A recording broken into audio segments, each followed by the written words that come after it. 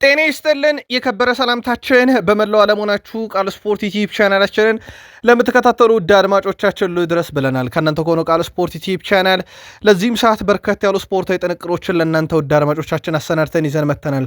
እስከ ፕሮግራማችን ፍጻሜ ቆዩን። ላይክ፣ ሰብስክራይብ፣ ሼር ማድረግ ግን ዛሬም እንዳይረሳ። ውድ ቤተሰቦቻችን በሀሳብ መስጫ ሳጥናችን ላይ ለምትልኩልን ሀሳብ፣ አስተያየት ለድጋፋችሁ እጅግ አድርገን እናመሰግናለን። ከ600 በላይ ሞላ የቀረን የሰብስክራይበር አሃዝ ቁጥር 100,000 ለመሙላት ዛሬም ለወዳጅ ዘመዶቻችሁ ሼር ማድረግ እንዳይረሳም። አጫጭር ስፖርታዊ መረጃዎች አስቀድመን ይዘናል። ማድሪድን እናስቀድማለን። በዝውውር መስኮቱ ማድሪድ ቤት ወቅታዊ ጉዳዮች ምን አዳዲስ ነገሮች አሉ? ሰበር መረጃዎችን ይዘንላችሁ መተናል። በነገራችን ላይ በዚሁ በሪያል ማድሪድ የዝውውር ጉዳይ ላይ በባርሴሎናም የዝውውር መስኮቱ ወቅታዊ እንቅስቃሴ ላይ ተጨማሪ መረጃዎችን አግኝተናል። ለእናንተ ውድ አድማጮቻችን በስፋት እናደርሳችኋለን። በአውሮፓ የመረጃ ሰዓታችንም በአጫጭር ስፖርታዊ መረጃዎቻችን በርካታ ጥንቅሮችን ይዘናል። በተወዳጁ የእንግሊዝ ፕሪሚየር ሊግ የመረጃ ሰዓታችንን በርከት ያሉ ጥንቅሮችን ይዘናል። በአጫጭር ስፖርታዊ መረጃዎች የተጠናቀቁ ዝውውሮች እናነሳለን። በርከት ያሉ መረጃዎችን ስናነሳ ከቶትናም ሆትስፐርስ ጀምሮ እናካፍላቸዋለን። በቢግ ሲክስ ማንቸስተር ሲቲን እናነሳለን። የአሰልጣኝ ማሬስካ የመጀመሪያ ጨዋታቸው ድል አልባ ሆኗል። ጉዟቸው እናነሳለን። በቼልሲ የመረጃ ሰዓታችን ቼልሲ በጣም አስገራሚ ሽንፈትን ያስተናገደው። ከዛ ይልቅ ዛሬ ቼልሲ ቤት ሰበር መረጃችን ዝውውር ላይ ትኩረት ያደርጋል። ለቼልሲያን ሰበር መረጆችን ትከታተላላችሁም። ከዝውውር ጋር በተያዘ እናስደምጣችኋለን። በሊቨርፑል በኩል ከ72 ሚሊዮን ፓውንድ በታች አይሸጡትም። ለዚህ መነሻቸው የሆነው ደግሞ አንድ ለየት ያለ ዝውውር ነው፣ እናነሳዋለን። ወደ ሊቨርፑል ከሚመጣው ተጫዋች ዝውውር ጋር በተያያዘ የቡድኑ ወሳኝና ቁልፍ ተጫዋች ፍሎሪያን ቬርዝ እና የቀድሞ ሰው እናነሳለን። ሊቨርፑልን አብራችሁን ቆዩን። ለአርሰናል ደጋፊዎች ሰበር መረጃ ይዘናል። አርሰናል ቤት የተጠናቀቀ ዝውውር አለ፣ እናነሳዋለን። የሚጠበቅ ዝውውር አለ። ዛሬ አርሰናል ቤት እንዳጠቃላይ በዝውውር ጉዳይ በርካታ ሰበር መረጆችን ይዘናል። ታማኝ የዜና ምንጮችን ዋቢ እናደርጋለን። አርሰናል ጋር ለመደራደርም ፈቃደኛ ነኝ ያለ ተጫዋች ተገኝቷል። በሰበር ታደምጡታላችሁ። በርካታ መረጃ ነው አርሰናል ቤት የያዝነው። የቃል ስፖርት ዩቲዩብ ቻናል ቤተሰቦቻችን ማንቸስተር ዩናይትድ ሻምፒዮን ሆኗል። ዋንጫ አንስቷል። ካሪክ በዩናይትድ የመጀመሪያ ዋንጫው በወዳጅነት ጨዋታ የተሳካ ነው። ብሪያን ቤሞ የጨዋታው ልዩነቶችን ፈጣሪ ጎሎችን አስቆጥሯል። እንመለከተዋለን።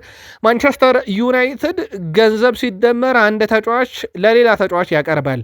ከማንቸስተር ዩናይትድ ጋር በተያያዘ ሰፋ ያለ የዝውውር መረጃ እናካፍላችኋለን። የቡድኑ ወሳኝና ቁልፍ ተጫዋቾች ዛሬ የሚነሳሉ። በቃል ስፖርት ዩቲዩብ ቻናል ቆይታ ስታደርጉ ነኝና ሌሎች የተመራረጡ ርዕሰ ጉዳዮችን ይዘናል። ላይክ አድርጉን፣ አበረታቱን። 100,000 ሰብስክራይበር ጉዟችን ከ600 ያልበለጡ ብቻ ይቀሩታል።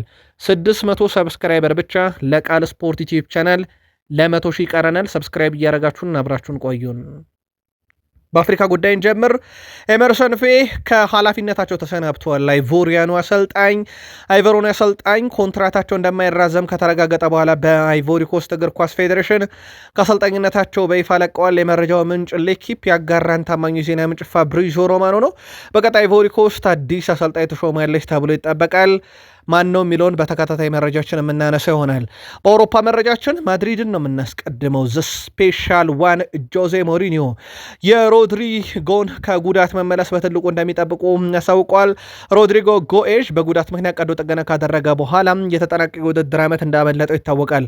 አሁን ላይ እሱን መመለስ ይጠብቃሉ። በተለይም እሳቸው ተጫዋቹን በ10 ቁጥር ሚና ላይ የመጠቀም ልዩ ፍላጎት አላቸውና የተጫዋቹ ክሬቲቪቲን ቨርሳታይሊቲውን በደንብ መጠቀም ይፈልጋሉና ዘ ስፔሻል ዋን አንዱ ከሚጠበቁት ተጫዋቻቸው ሮድሪጎ ጎኤሽ መረጃው ማርካ ነው።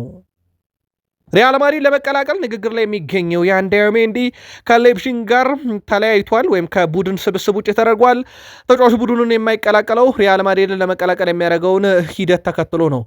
ይሁን እንጂ ሌፕዚግ ተጫዋቹ በህመም ምክንያት ነው የሚል መግለጫን አውጥቷል። ሪያል ማድሪድ ተጫዋቹን ለማስፈረም 100 ሚሊዮን ዩሮ ቀጥታ የሚከፈል 20 ሚሊዮን ዩሮ ተጨማሪ ክፍያ እንዳቀረቡ ሲታወቅ ሌፕዚግ 10 ሚሊዮን ዩሮ ጨምሩበት በሚል ድርድሩ የመጨረሻ ምዕራፍ ላይ እንዳለ ይታወቃል። በተጫዋቹ ዝውውር ዙሪያ በሌፕዚግና በሪያል ማድሪድ መካከል የመጨረሻ ስራዎች እየተሰሩ ሲሆን ለዚህም ተጫዋቹ መቀነሱ ቢታወቅም ሌፕዚጎች ግን የለም ህመም አጋጥሞት ቀንሰነዋል የሚል መረጃን ይፋ አድርገዋል። የተጫዋቹ ዝውውር ጉዳይ ግን በተመለከተ በዚሁ አጋጣሚ በሚቀጥለው ሳምንት ሪያል ማድሪድ የተጫዋቹን ዝውውር አጠናቆ ይፋ ያደርጋል ተብሎ እንደዚሁ ይጠበቃል። በርካቶች የሚጠብቁት የቪኒሺየስ ጁኒየርን ጉዳይ ነው። ሪያል ማድሪድና ቪኒሺየስ ጁኒየር በአሁኑ ሰዓት በአዲስ ውል ዙሪያ መስማማት አልቻሉም። የስምነቱ ትልቅ ችግር አሁንም የምስል መብትና የፊርማ ጉርሻን ገንዘብ ዙሪያ መሆኑ ተረጋግጧል። አሰልጣኝ ጆዜ ሞሪኒዮ ከቪኒሺየስ ጁኒየር ጋር በቀጥታ ለበርካታ ጊዜያት ተነጋግረዋል። ጆዜ ሞሪኒዮ ቪኒሺየስ ጁኒየር አስፈላጊ መሆኑና ለራሱም በቀጥታ ነግረውታል። ይሁን እንጂ ሪያል ማድሪድ ከስምነቱ ካልደረሰም ሌላ ትልቅ የአውሮፓ ክለብ ወደ ፉክሩ ይገባል የሚል እምነትም አለ ተብሏል። ሎስ ብላንኮች ቪኒሺየስ ላይ ፍላጎት ያለው አርሰናል ብቻ ነው የሚል እምነት የላቸውም ተብሏል። ስለዚህ ሪያል ማድሪድ ልክ ኮንትራቱን አልፈረምም ሲል ከበርካታ ክለብ እንደራደራለን ብለው ተስፋ አድርገው እየጠበቁ ያሉት ዝውውር ሆኗል ማለት ነው። ከዚህ ጋር በተያያዘ በአርሰናል በኩል ተጫዋቹን ኮንትራት ለማቅረብ ፍላጎት እንዳላቸው ቢታወቅም አርሰናሎች ግን የሁለቱን አካላት የመጨረሻ ሁኔታውንም እየጠበቁ ነው። በሚቀጥሉት 2-3 ቀናት የቪኒሺየስ ጁኒየር ነገር ይለይለታል። በአርሰናል የመረጃ ሰዓታችን ደግሞ ተጨማሪ ጥንቅር ይዘናል። ፒኤስጂ በያዝነው ክረምት ከባርሴሎና ጋር ሊለያይ የሚችለውን ፌራን ቶሬስን ለማዞር ከተጫዋቾች ወኪል ጋር ድርድር ማድረግ ጀምረዋል። ባርሴሎና ፌራን ቶሬስን ለመሸጥ ፍላጎት የላቸውም፣ ግን ዝውውሩ ሊፈጸም የሚችልበት እድል ፌራን ቶሬስ ራሱ ክለቡን መልቀቅ ከፈለገ ብቻ ነው ተብሏል። ፓሪስ ዠርሜን፣ ካንግኢን፣ ጎንካሎ ራሞስ መባዬ ክለቡን በመልቀቃቸው ምክንያት በፌራን ቶሬስ እና በጎቴስ ላይ ፍላጎት ማሳየታቸው ይታወቃል። በጎቴስ ዝውውር ጉዳይ ላይ በዚህ ሳምንት ያጠናቅቁታል ከስምነት ስለተደረሰ። የቀጥሎ የሚጠበቀው ድርድር ደግሞ የፌራን ቶሬስ ጉዳይ ነው። ባርሴሎና ተጫዋቹን ላለመሸጥ ሁሉንም አማራጮች እየተጠቀሙ ነው። በነገራችን ላይ ሊቨርፑል ባርኮላንም ለማስፈረም በተጨማሪነት ጥረት እያደረገ መሆኑ የፌራን ቶሬስን ለማስፈረም የሚደረገውን ጥረት አስገዳጅ ሊያደርገው ይችላል። በነገራችን ላይ ፌራን ቶሬስ ከመጨረሻ ደቂቃ ጋር በተያዘ ባርሴሎና ለመልቀቅ በግሉ በጣም የተቃረበ ተጫዋች እንደሆነ ሞንዶ ዲፖርቲቮ አስነብቦ እንደነበረ የሚዘነጋ አይደለም። ፓሪሰን ዠርሜን ተጫዋች ለማስፈረም ከስምነት ደርሷል። ፓሪሰን ዠርሜን በ50 ሚሊዮን ዩሮ የሞናኮን ተጫዋች ማግነስ ሳክሉቹን ለማስፈረም ነው ከስምነት የደረሰው። ጠንከር ያለ ድርድር ከተካሄደ በኋላ በፓሪሰን ዠርሜንና በሞናኮ መካከል ከስምነት ተደርሷል። ተጫዋቹ በእርግጥ አስቀድሞ ከስምነት ደርሶ እንደነበረ ይታወቃል። ከፊታችን ሰኞ ጀምሮ ባሉት ቀናትም በፓሪስ ተገኝቶ የሕክምና ምርመራውን ያደርጋል። ማግነስ ሌሎች ክለቦች ጥያቄ ቢያቀርቡለትም ለአብነት ያክል እንደ ሊቨርፑል ያሉ ክለቦች፣ ነገር ግን ተጫዋቹ ፓሪሰን ዠርሜን ለመቀላቀል ከጁን ጀምሮ ያለውን ስምነት አክብሯል። ተጫዋቹ የ5 ዓመት ኮንትራትም በፓሪሰን ዠርሜን እንደሚፈርም ተረጋግጧል። ፓሪሰን ዠርሜን ራሱን በአዲስ መልክ ማጠናከሩን አሁንም ቀጥሎበታል ማለት ነው። ተጨማሪ ዝውውሮች እናራሉ። በእርግጥ በጣም እኔም በግል ያስገረመኝ ከፓሪሰን ዠርሜን የዚህ ክረምት ዝውውር ጎንካሎ ራሞስን ለኤስ ሚላን ከ70 ሚሊዮን ዩሮ በላይ ነው የሸጡትና ጠንካራ ሽያጮችንም ፈጽመዋል። አሁን ደግሞ ጠንካራ ተጫዋቾችን ወደ ቡድኑ እያመጡ ነው። የአውሮፓ እግር ኳስ ማህበር የፊፋው ፕሬዚዳንት ዣን ኢንፋንቲኖ ላይ እምነት የለኝም ብለዋል። ፊፋ አዲሱን እቅድ ሰርዣለው፣ የዓለም ዋንጫን ድርሻ አልሸጥም ቢልም ከዚህ በኋላ ለዣን ኢንፋንቲኖ ድጋፍ አንሰጥም ብሏል። የአውሮፓ እግር ኳስ ማህበር የአውሮፓ እግር ኳስ ማህበር አሁን ላይ የፊፋው ፕሬዚዳንት ዣን ኢንፋንቲኖ ከስራቸው እንዲለቁ ጥሪ አቅርበዋል። ዣን ኢንፋንቲኖ በፈቃዳቸው ስራቸውን ካለቀቁ አባላቱ እሳቸው ላይ እምነት የለንም የሚል ድምፅ ማሰባሰብ እንደሚጀምሩ ተገልጿል። ዣን ኢንፋንቲኖ ከዶናልድ ጂ ትራምፕ ጋር መርህ አልባ ግንኙነት ከጀመሩ ወዲህ በእሳቸውና በአባል ሀገራቱ መካከል ወይም በፌዴሬሽኖቹ መካከል ልዩነቶች እየሰፉ ነው። በግሏቸው የሚያደርጓቸው ነገሮች፣ በግላቸው ከትራምፕ ጋር የሚስማሟቸው ስምምነቶች፣ የዓለም ዋንጫን አዘጋጅተው ከዓለም ዋንጫ መርህ ውጪ አዘጋጅ ሀገራት እንግዶችን ሲያጉላሉ ዝም ማለታቸውም ብዙ ወቀሳን አስነስቶ ነበረ። አሁን ደግሞ የዓለም ዋንጫን የተወሰነ ድርሻ ሸጣለሁ ብለው ተቃውሞ በርትቶባቸው ትቼዋለሁ ካሉም በኋላ የአውሮፓ እግር ኳስ ማህበር ግን እሳቸውን ከዚህ በኋላ አናምንም ሲሉ ተደምጠዋል። እናም በገዛ ፈቃዳቸው ስራቸው እንዲለቁ ፊርማ እናሰባስባለን ሲሉ ተደምጠዋል። ቃል ስፖርት ላይ ናችሁ ውዶቻችን። የተመራረጡ ታማኝ የዜና ምንጮቻችንን ዋቢ አድርገን ከቃል ስፖርት ዩቲዩብ ቻናል የሰዓቱን ጥንቅር ለእናንተ ውድ አድማጮቻችን እያደረስናችሁ እንደሆነ ይታወቃል። እስከ ፕሮግራማችን ፍጻሜ ቆዩን። ላይክ፣ ሰብስክራይብ፣ ሼር ማድረግ እንዳይረሳ። በሀሳብ መስጫ ሳጥናችን ላይ ለምትልኩልን ሀሳብ አስተያየት እጅግ እናመሰግናለን። እኛን ማግኘት ካሻችሁም በአድራሻዎቻችን ዛሬም ልታገኙ ትችላላችሁ። መልእክቶችን ጻፉልን፣ ወይም እናንተን ልናገኝ የምንችልበት አድራሻችሁን ብትጽፉልን በቀጥታ መልእክት እንልክላችኋለን ባስቀመጣችሁልን አድራሻ። የአድራሻ ስንል ግን ያው የሰፈር ስም አይደለም። በዚሁ አጋጣሚ ከቃል ስፖርት ዩቲዩብ ቻናል የፕሪሚየር ሊግ መረጃችን የምንጀምረው ከዙር ጋር በተያያዘ ነው። ኒውካስል ዩናይትድ ግብ ጠባቂ ለማስፈረም ከስምነት ደርሷል። ሆርኖክን በ25 ሚሊዮን ፓውንድ የግላቸው ለማድረግ ነው ከስምነት የደረሱት። የቼክ ሪፐብሊኩን ግብ ጠባቂ ተጫዋቹ በግል አስቀድሞ ተስማምቶ ነበረ። ክለብ ኒካስል ዩናይትድም የ5 ዓመት ኮንትራት ይፈርማል። የሕክምና ምርመራውንም ከፊታችን ሰኞ ጀምሮ እንደሚያደርግ እንዲሁ ተረጋግጧል። በማንቸስተር ሲቲ በኩል ዓመታቸውን በቅድመ ውድድር ዝግጅት በመደበኛ ደቂቃ 1-1 በመለያ ምት ግን ተሸንፈው ነው የጀመሩት። በማንቸስተር ሲቲና በኢንተር ሚላን መካከል የነበረው የአቋም መፈተሻ ጨዋታ መደበኛ ደቂቃ 1-1 ከተጠናቀቀ በኋላ ወደ መለያ ምት አቅንተው ኢንተር ሚላን በመለያ ምት 3-1 በሆነ ውጤት ድል አድርጓል። በሲቲ በኩል አይት ኑሪ ኩንሻኖቭ እና ኒኮ መለያ ምቶችን ስቷል። በኢንተር በኩል ፍራቴሴ ነበረ የሳተው፣ ግን ኢንተሮች 3-1 በሆነ ውጤት ድል አድርገው ሻምፒዮን ሆነዋል። ኢንተሮች የ2026/27 ሲዝን ጅማሮን በዋንጫ ጀምሯል ማለት ነው። ማሬስካ ደግሞ ዋንጫ አጥቷል። ያው በመጀመሪያ በእርግጥ የአቋም መፈተሻ ጨዋታ እንጂ ይሄ የክብር ጨዋታ እንጂ ሌላ ይዘት ያለው ጨዋታ አይደለም፣ ወይም በፊፋ የሚመዘገብ ጨዋታ እንዳልሆነ ይታወቃል። ከዚህ ጋር በተያያዘ ውድ ቤተሰቦቻችን የጨዋታውን ሂደት የተከታተላችሁ ሲቲያን ቡድናችሁ ላይ ግን ምን ታዘባችሁ? ጻፉልን። ቼልሲ በፍራንክ ጄምስ ላምፓርድ ስር ከሰለጠነ በኋላ በፕሪሚየር ሊጉ የተጫወተ በቅርብ ጊዜ የተመለከትነው ሌላኛው ተጫዋች ዣቪ አሎንሶ ደግሞ ክለቡን ይዞታል። ፍራንክ ጄምስ ላምፓርድስ የቀድሞ የቼልሲ ተጫዋች ሆኖ ነው ክለቡን የያዘው። የአሁኑ አሰልጣኝ ግን ዣቪ አሎንሶ የቀድሞ የሊቨርፑል አሰልጣኝ ነበረ። ዛሬ በአቋም መፈተሻ ጨዋታ ከቶትናም ጋር የደርቢ ጨዋታ ነበረበት፣ ግን ቼልሲ ተሸንፏል። በአቋም መፈተሻ ጨዋታ ቶትናም 2-1 ቼልሲን አሸንፏል። ያውም ቶትናም በጎዶሎ ተጫዋች ነው ቼልሲን ያሸነፈው። 21ኛው ደቂቃ አስቀድሞ ሳንድሮ ቶናሊ አዲሱ ፈራሚ 17ኛው ደቂቃ ላይ ቶትናምን መሪ ያደረገ። ከዛ በኋላ ኤስታቪዮ 21ኛው ደቂቃ ላይ ቼልሲን ያቻ አድርጎ ነበረ። ከረፍት እንደተመለሱ ኬቨን ዳንሷ ውድ ቤተሰቦቻችን በ3 ደቂቃ ውስጥ ነው ቀይ ካርድ ያየው ሜዳ በገባ።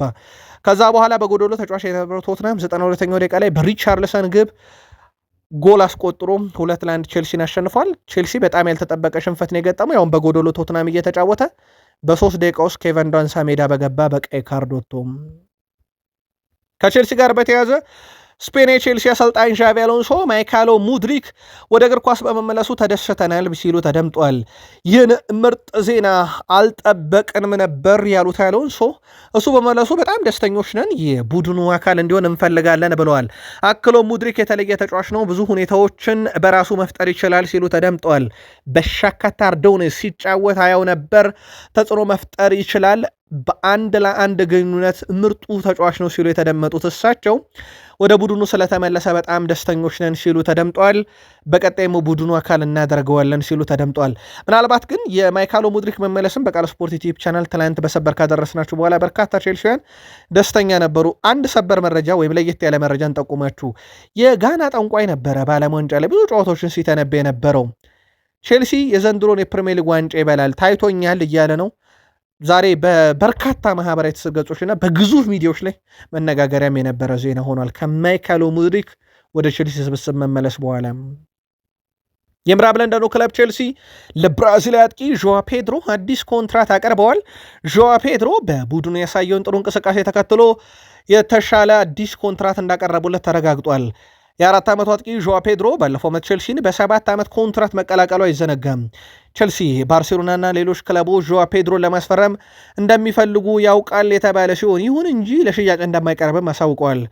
ሰማዮቹ በቀጣይ ሳምንት ለሌሎች ተጫዋቾች በተመሳይ አዲሱ ሊያቀርባሉ ተብሏል። ከዚህ ጋር በተያያዘ ለዦዋ ፔድሮ ቅርብ የሆኑ የመረጃ ምንጮችም ተጫዋቹ በቼልሲ ቤት ያለውን ኮንትራት የማደስ ዕድሉ በጣም ሰፊ ነው ተብሏል። ጥቅማ ጥቅሞችን ያማከለም ነው ተብሏል። አዲሱ ኮንትራት ቃል ስፖርት ዩቲዩብ ቻናል ለቼልሲያን በፍጥነት እናደርሳቸዋለን። ቼልሲ ከሪዮ ቫይካኖ ጋር የሚያደርጉት ውይይት አሁንም እንደቀጠለ ነው። ቼልሲ ለቻቫሪ ያቀረበው የዝውውር ሂደት ለመግባባት በጣም እንደተቸገረ ይታወቃል።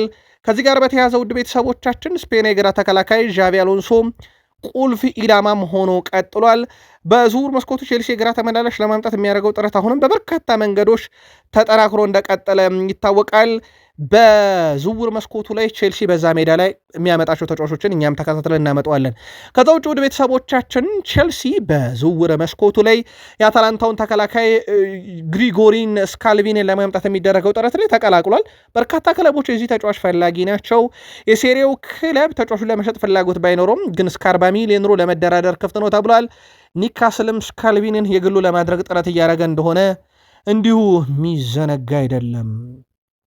ሊቨርፑል በዝውውር መስኮቱ ላይ ተጫዋቹን ለመልቀቅ ፈቃደኛ አይደለም። ግን በዝውውር መስኮቱ ላይ እሱን ብሎ የሚመጣ ካለ ግን 72 ሚሊዮን ፓውንድ ፈልጋለሁ ብለዋል ለኮዲ ጋክፖ።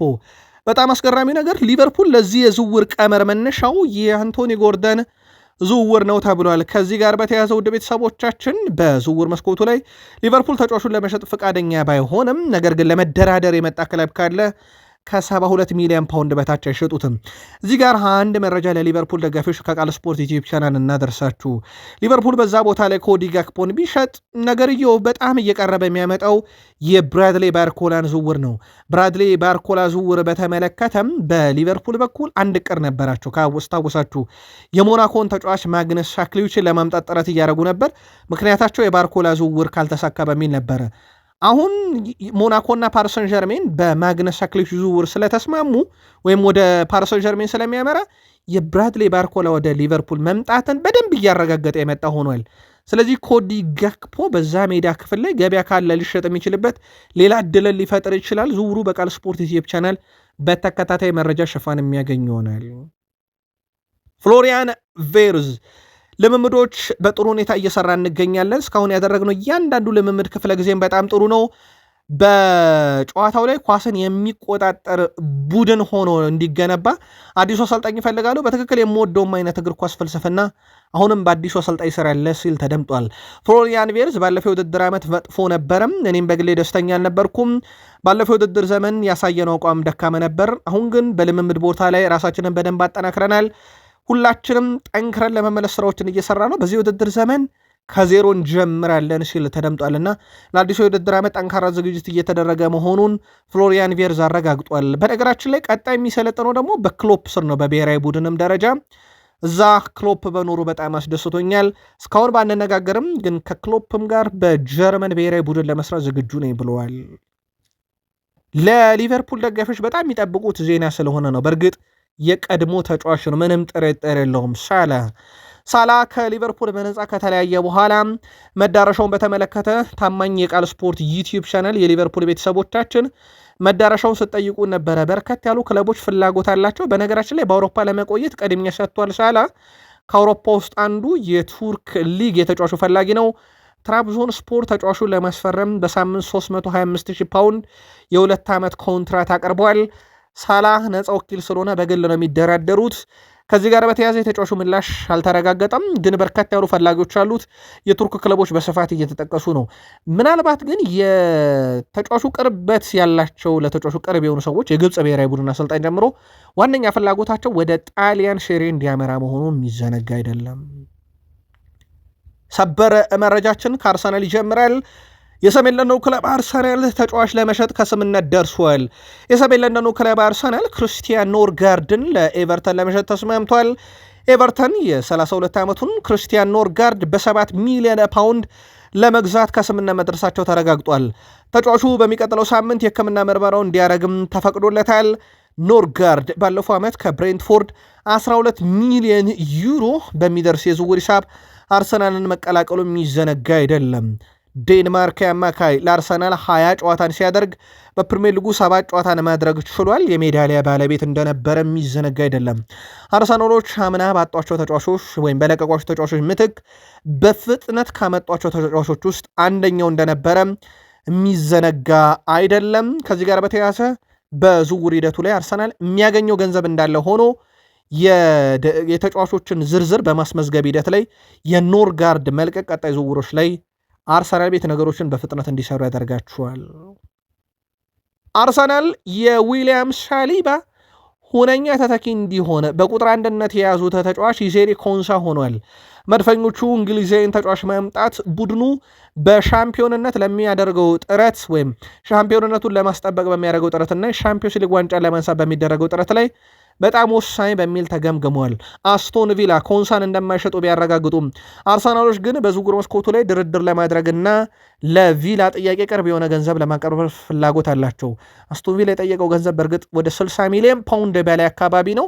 አርሰናል ያንን ገንዘብ እንደማይከፍል ይታወቃል፣ ግን ድርድሩ ይቀጥላል ተብሏል። በአርሰናል ቤት ቁጥር አንድ ምርጫ ሆኗል። በነገራችን ላይ እዚህ ተጫዋች ጉዳይ ቃል ስፖርት ዩቲዩብ ቻናልም ለአርሰናል ደጋፊዎች በተከታታይ መረጃ እንዲሁ ይሄንን ጉዳይ የምናጋራችሁ ይሆናል። አርሰናል ከኒካስል ዩናይትድ ጋር ድርድር ማድረግ ጀምረዋል። በነገራችን ላይ የብራዚል መገናኛ ብዙሃን ፋብሪዚዮ ሮማኖ ታማኝ የዜና ምንጮች ብሩኖ ስምነቱ እንደተጠናቀቀ ለሕክምና ምርመራውን ለመፈረም ከሰኞ ጀምሮ ወደ አርሰናል ለንደን ያቀናል ተብሏል። ውይይቶቹ የመጨረሻ ምዕራፍ ላይ እንደደረሱም ተረጋግጧል። እንደውም የብራዚል መገናኛ ብዙሃን አርሰናል ተጫዋች ያስፈርሟል ማለት ይቻላል እስከ ማለት ደርሰዋል። በዚህ የብሩኖ ጊማሬሽ ዝውውር ጉዳይ ላይ ብሩኖ ጊማሬሽ ከአርሰናል ጋር አስቀድሞ ከስምነት መድረሱ የሚዘነጋ አይደለም። እስከ 2030 ኮንትራት ለመፈረምም ከአርሰናል ጋር ተስማምቷል።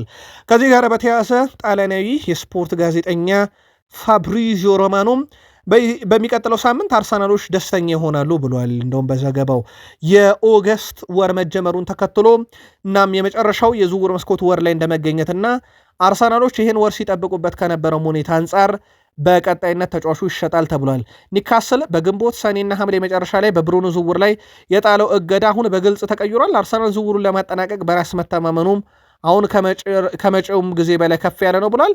በዝውውሩ ጉዳይ ላይ ሰኞ የሕክምና ምርመራውን ያደርጋል የሚለው በጣም የቀረበ ሆኗል።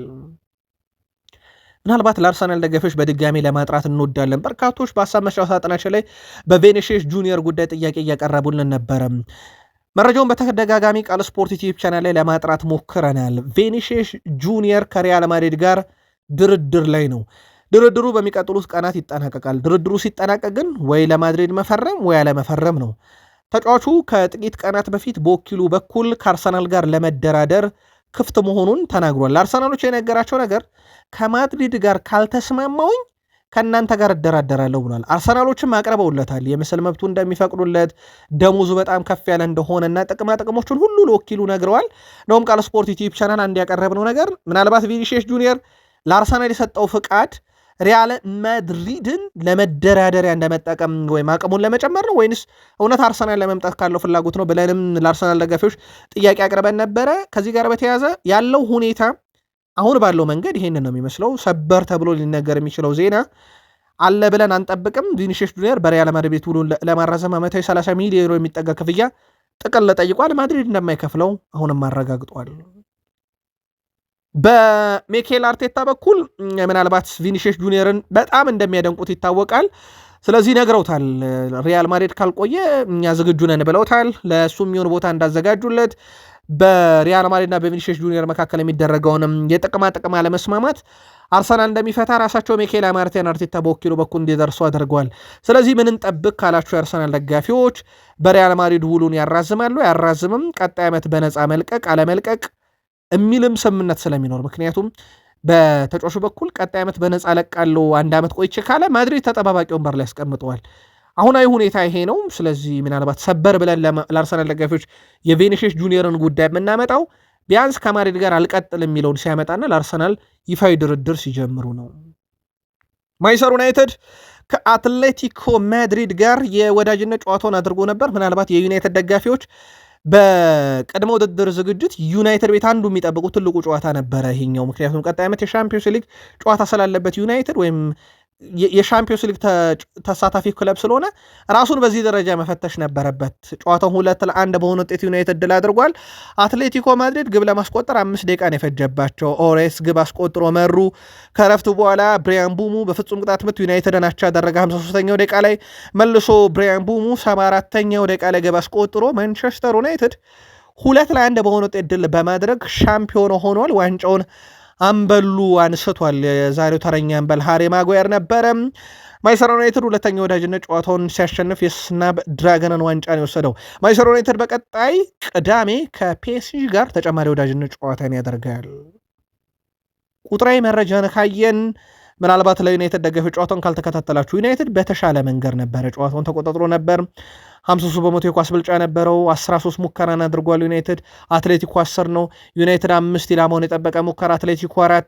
ዩናይትድ ተቃራኒ ሲያጠን 21 ኳስ ነካ፣ አትሌቲኮ 15። ዩናይትድ 2 የግብ ዕድል ፈጠረ፣ አትሌቲኮ 1። ዩናይትድ 445 ኳስ ተቀባበለ፣ አትሌቲኮ 388 ብቻ ነው። በማዕዘን ምት እንኳን ብና ዩናይትድ 4 አትሌቲኮ 2 ነበረ።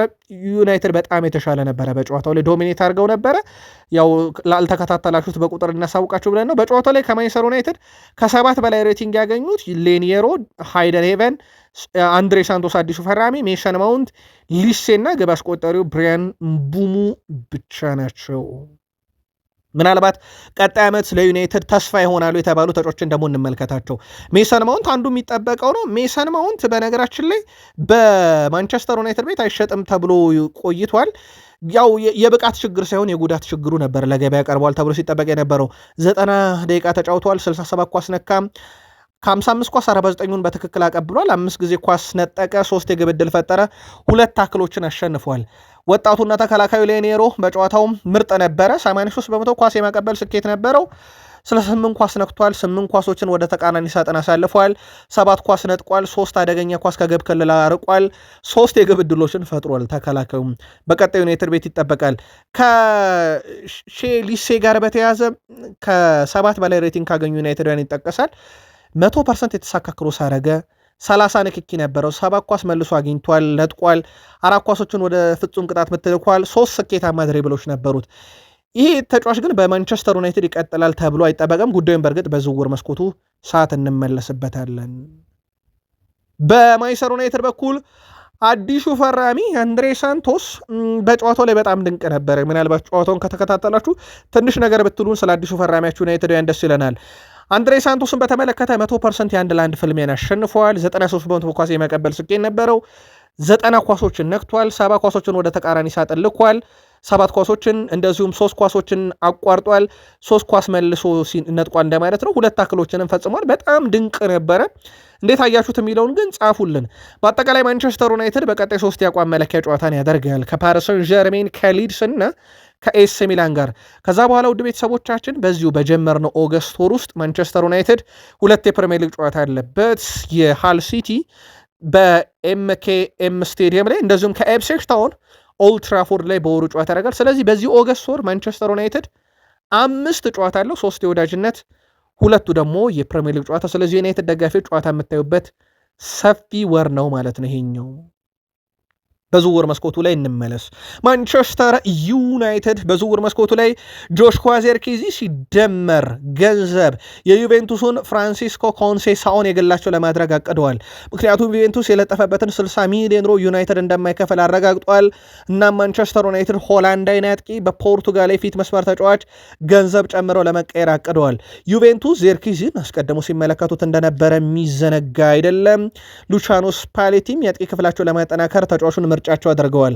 ከዚህ ጋር በተያያዘ በቀጣይ ለድርድር ይቀርባሉ ወይንስ በሀሳብ ደረጃ ብቻ የሚቀር ዝውውር ነው የሚለውን አጣርተን እናመጣዋለን። በማንቸስተር ዩናይትድ በኩል ይህ ቅር ተይዟል። ምናልባት የሚከፍሉት ገንዘብስ ምን ያህል ነው የሚለው ደግሞ በድርድሩ ላይ በጣም ወሳኝ ሊሆን ይችላል። ቃል ስፖርት ዩቲዩብ ቻናል ለዩናይትድ ደጋፊዎች እንዲሁ ተከታትለን የምናመጣ ይሆናል። ኤቨርተኖች የማንቸስተር ዩናይትዱን ተጫዋች ለማስፈረም ጥያቄ ሊያቀርቡ ነው። ኢታን ዌትሊን ኤቨርተኖች ሂሳብ ለማቅረብም ተዘጋጅተዋል። 20 ዓመቱ የፊት መስመር ተጫዋች ነው። በማንቸስተር ዩናይትድ አካዳሚዎች ድንቅ ጊዜን ያሳልፏል። ማንቸስተር ዩናይትድ በቀጣይ ቀናት ለድርድር ይቀመጣል ከኤቨርተን ጋር። ይሄ በነገራችን ላይ ተጫዋቾቹን ሲለቅ ማንቸስተር ዩናይትድ ወይ መልሶ የመግዛት አማራጭን ያካትታል ወይ ከወደፊት ሽያጫቸው ላይ ገንዘብ ማግኘትን ያካትታል ተብሏል። አንደኛው የሚጠበቀው ነው። ኤቨርተኖች ይፋዊ ጥያቄን በዚህ ሳምንት ያቀርባሉ ተረጋግጧል። በሃሪ አማስ ጉዳይ ላይ ወጣቱ ባለተሰጥኦ ተጫዋች በተመለከተ በክለቡ የመጨረሻ ውሳኔ አልተወሰነም። የመጀመሪያው ተጫዋቹ በዩናይትድ ቆይቶ ለቦታው መፋለም እንደሚችል የሚያምን አካል አለ በዩናይትድ። ሌሎች ደግሞ የለም ለእድገቱ ክለቡን መልቀቅ አለበት የሚል አለ። የተጫዋቹ የወደፊት ሁኔታን በተመለከተ በማንቸስተር ዩናይትድ ከሰሞኑ እንደዚሁ ከውሳኔ ይደረሳል ወይም ውሳኔ ይሰጥበታል። መረጃው ፋብሪዞ ሮማኖ ነው። ባርሴሎና ቤት በውሰት ለ1 ዓመት የቆየው ማርከስ ራሽፎርድ ወደ ማንቸስተር ዩናይትድ መመለሱ ይታወቃል። ከዚህ ጋር በተያያዘ ሃንሲ ፍሊክ በተጫዋቹ ዙሪያ መልእክታቸውን ልከዋል። ማርከስ ራሽፎርድን በተመለከተ ያየሁት ነገር በሙሉ በጣም አስደናቂ ነበር፣ ድንቅ ስራን ሰርቷል ከኛ ጋር በነበረ ጊዜ ብለዋል። አንዳንድ ጊዜ ግን ሁሌም ባይሆን ያልተጠበቁ ነገሮች በውሰት ባሉ ተጫዋች ላይ ይፈጠራል ብለዋል እሳቸው። የኛ ሐሳብ ተጫዋቹን ማቆየት ነበረ፣ ግን በውሰት ያለ ተጫዋች ላይ አንዳንድ እንዲህ አይነት ነገር ያጋጥማል። እሳቸው አብሯቸው በነበረው ሰዓት ጠንካራ ሰራተኛ መሆኑን፣ ምርጥ ተጫዋች መሆኑን በግለሰብ ደረጃ በጣም እንደሚያደንቁትና ግላይ ባህሪውንም እንደሚወዱለት ተናግረዋል። ክለቡ ብቻ አይደለም እኔም ማርከስ ራሽፎርድን አጥቼዋለሁ ብለዋል። በእርግጥ በማንቸስተር ዩናይትድ በኩል እንዲያስፈርሙት የቀረበላቸው እድል ነበር። ያው ያንን እድል ያልተጠቀሙበትን ምክንያት ግልጽ ባያደርጉም በኋላ ላይ በሱ ቦታ አንቶኒ ጎርደን አሁን ደግሞ እንደ ካሪም አዲየሚ ያለ ሌላ የክንፍ ተጫዋች ወደ ቡድኑ እንደወሰዱ ይታወቃል። ጆን ማጊን አንድ ለየት ያለ መልእክት ይዞ ወጥቷል። ምናልባት ትንሽ ፈገግ የሚያደርግ ነው። ባለፉት ጥቂት ዓመታት ተጫዋቾች በማንቸስተር ዩናይትድ ስኬት ሲርቃቸው ወደ ስኬት ለመመለስ አስቶን ቪላ እንደ መንደርደሪያ ተጠቅመውታል። ማርከስ ራሽፎርድ ይሄን አድርጎታል። ጀደን ሳንቾን ይሄን አድርጎታል። ተረኛው አሌሃንድሮ ጋርናቾ ነው ይላል። በማንቸስተር ዩናይትድ ያልተሳካላቸው ሰዎች፣ በራስ መተማመናቸው ዝቅ ያለ ጥሩ ፎርም ላይ ያልሆኑ ሰዎች ራሳቸውን ለማንደርደሪያና ለማሳያ የተጠቀሙበት መንገድ ራሽፈርድ ምናልባት አዋቶት ሊሆን ይችላል። ምክንያቱም ባርሴሎና ለህልሙ ክለብ ተጫውቷል ሲለው ስለነበረ ነው። የጀደን ሳንቾ ነገር እንኳን የባከነ ሊባል ይችላል። የአሌሃንድሮ ጋርናቾስ የሚለው ይጠበቃል። ግን በእርግጥ አሌሃንድሮ ጋርናቾ ከዩናይትድ የሄደ ባይሆንም ግን የእሱም የዝውውር ሳይክል በጣም አስገራሚ ነው። ልክ እንደ ጀደን ሳንቾ ነው። ቼልሲም ተጫውቷል። አሁን አስቶን ቪላ ልክ እንደ ጋርናቾ ማለት ነው። እንዴት ይሆናል የሚለው ይጠበቃል። ሀሳቡ ስለገረመን የጆን ማጊን ይዘን የመጣ ነው። ጥቂት ቆይተን እንመለስ። ቃል ስፖርት ዩቲዩብ ቻናል ነበር። ሰብስክራይብ ማድረግ እንዳይረሳ።